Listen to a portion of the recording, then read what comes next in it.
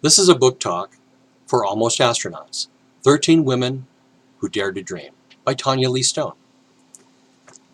Now, in July of 1999, Eileen Collins was the first woman to command a space shuttle. 16 years earlier, Sally Ride was the first female American astronaut to go into space.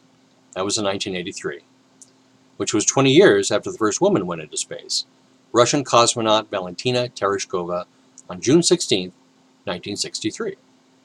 Now, I know what you're thinking. It was a space race, it was the 60s, everything the Russians did, we had to do better. So what took us so long to get a woman into space? Well, it was not for lack of trying on the part of the women. September of 1959, with this space race well underway and Mercury 7 astronauts in their silver spacesuits smiling on the cover of Life magazine, Dr. Randolph Lovelace was the head of NASA's Life Sciences Committee, and the man that had tested the Mercury 7 astronauts. He knew that women could be astronauts too, he just needed some test subjects to prove it.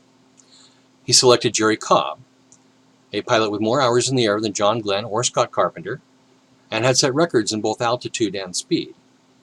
She loved a challenge and had jumped at the chance to prove herself, and her guts and determination carried her through some of the worst tests that NASA had to offer.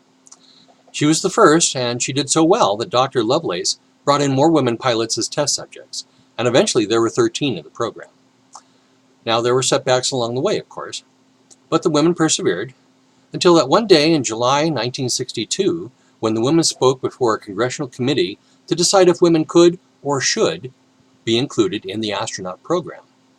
The committee of old men were not convinced that women could handle being in space in spite of the piles of evidence that Dr. Lovelace had built from years of testing.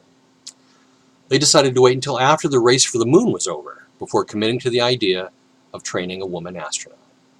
And that's why Sally Ride got to be the first American woman in space, not Jerry Cobb. The women had proved they were ready, but the men were not ready for the women, at least not in 1963.